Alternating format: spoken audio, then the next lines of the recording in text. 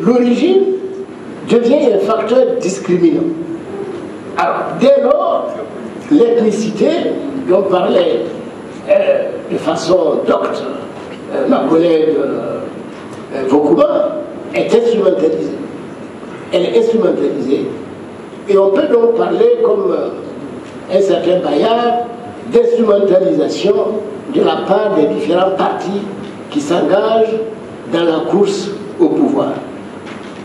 Pourtant, en dehors de ces phases de compétition électorale, ces bâtiments, ces divers bâtiments, si vous voulez, de la belle cité de Takolgo, nous disons nous sommes des frères. Et quand ils me voient, ah, grands frères, ils sont très chaleureux. Mais quand arrive l'heure des compétitions, on dit, mais ce bâtiment-là, finalement, il vient de Luanda. C'est un Kéré qui est muté en bâtiment. Voilà. Bon, mais enfin, c'est pas bien grave. Alors, ce qu'on peut dire, c'est que le jeu démocratique se cristallise donc sur des consciences ethniques et provoque la transhumance politique. Pourquoi? Parce qu'il y a le phénomène discriminatoire. Dans les élections locales, ce qu'on constate, c'est que le clivage ethnique prend le dessus sur l'intérêt commun et ébranle le système démocratique. Les rivalités et la mise en compétition entre partis politiques sont faites sur une base ethnique et non démocratique.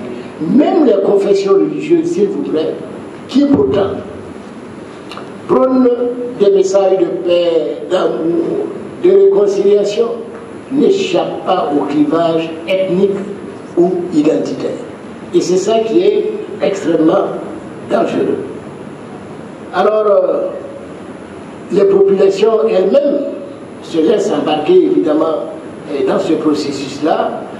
Donc, on ne regarde pas si le projet de société qui est porté par un candidat est vraiment de qualité ou pas. On regarde plutôt les origines ethniques, etc. Alors, c'est comme si chaque ethnie rêvait de s'approprier le pouvoir d'État au détriment des autres. Et ça, c'est un état d'esprit qu'il faut absolument combattre. C'est pour ça certaines confessions, pour ne pas dire, je ne sais pas pourquoi je mets au pluriel, une certaine confession revendique la présidence du FASO sur les réseaux sociaux. Et l'argument qui est avancé, c'est un argument, on va dire, statistique, démographique. Nous représentons 70% de la population, donc nous avons droit au poste de la présidence du FASO. Et ça vous paraît simpliste, mais malheureusement, j'ai vu des intellectuels délurés, c'est-à-dire des gens vraiment très savants, soutenir ces thèses-là publiquement, etc.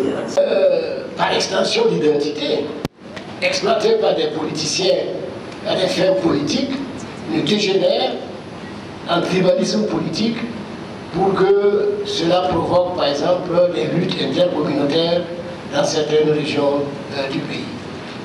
Alors, en guise de conclusion, je pose une question. Que faire de l'ethnie dans une démocratie? Bon. Ce qu'il faut d'abord faire, c'est prendre conscience de la multiplicité ethnique dans notre pays. Il ne s'agit pas d'éviter l'ethnicité, il ne s'agit pas de nier la réalité de l'ethnicité, mais il faut l'organiser politiquement. La présenter comme une richesse, la valoriser. Parce que l'ethnie, a priori, n'est pas une menace. Mais elle devient une menace lorsqu'elle est instrumentalisée par certains leaders politiques ou des leaders sociaux aux tendances divisionnistes. Et je termine en disant que le Burkina doit inventer un modèle politique démocratique qui tienne compte de ses réalités socio-anthropologiques. Parce qu'en réalité, ce n'est pas l'ethnie ni la religion qui menace l'ordre public dans nos pays, c'est plutôt le favoritisme qui, monopolisant le pouvoir national entre les mains des membres d'une même ethnie ou d'un même groupe sociétal, crée les conditions favorables aux frustrations, à l'agitation et à la violence. La nuance de mon point de vue est de taille. Je vous remercie.